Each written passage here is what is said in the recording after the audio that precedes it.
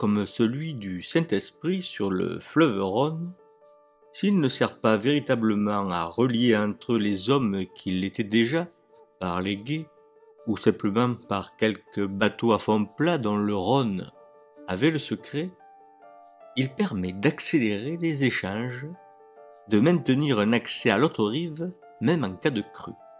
Il permet d'exercer un contrôle ultra-rhodanais au-delà du fleuve.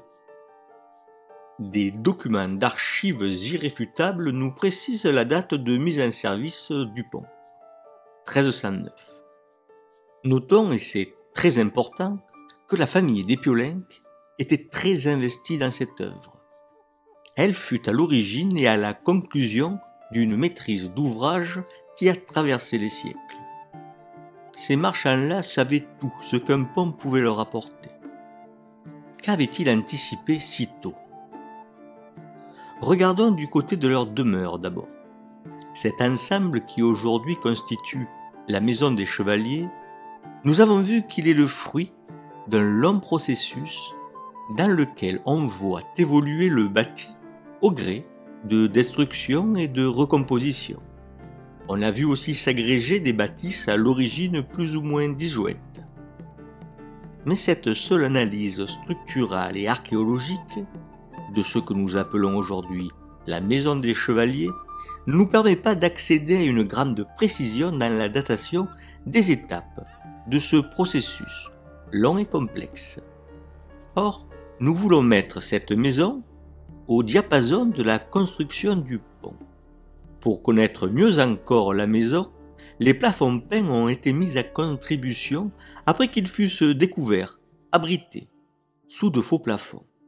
La légende dit que la première figuration aperçue par un ouvrier qui détruisait le faux plafond fut la dame de Piolenc.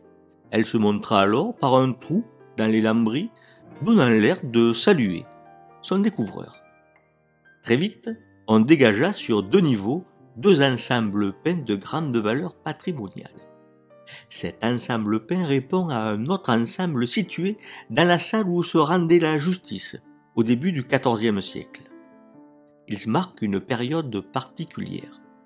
L'analyse menée par Alain Girard montre que la pièce fut rehaussée de 2 mètres environ et charpentée, d'une bien étrange manière.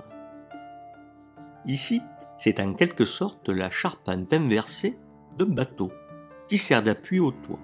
Ce procédé que l'on retrouve sur quelques autres sites permettait de valoriser le savoir-faire des charpentiers de marine du Rhône. C'était le Rhône qui leur livrait des troncs d'arbres, dont ils faisaient des planches, des madriers et des charpentes complètes. Et c'est en datant le bois d'œuvre des poutres maîtresses que l'on a pu dater la réalisation de la grande salle de cour de justice. Et ainsi aussi pour les 2 salles de l'aile Est. La dendrochronologie permet aujourd'hui de dater les poutres de très très vieilles demeures.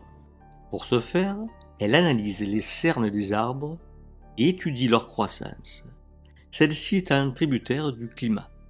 Ainsi, la dendrochronologie, en recoupant des données paléoclimatiques, en constituant une bibliothèque de cernes d'arbres par essence, en utilisant les données de la botanique, arrive à dater la coupe des arbres ayant servi de matière première, quand le produit fini est bien conservé.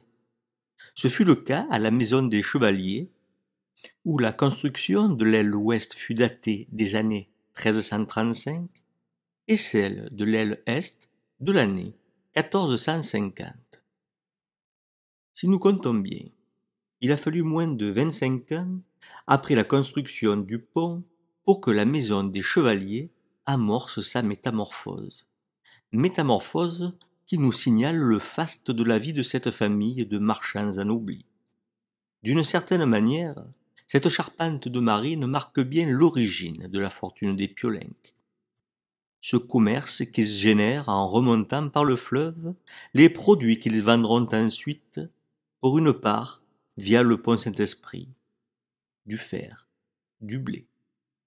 Lorsque les Piolenc construisirent l'aile orientale qui regarde vers le fleuve en 1450, avec ses larges fenêtres qui scrutent le pont et ceux qui l'empruntent, le blason des Piolins reluit de tous ses feux. D'une certaine manière, la maison des Chevaliers rend hommage au pont qui a tant fait pour elle.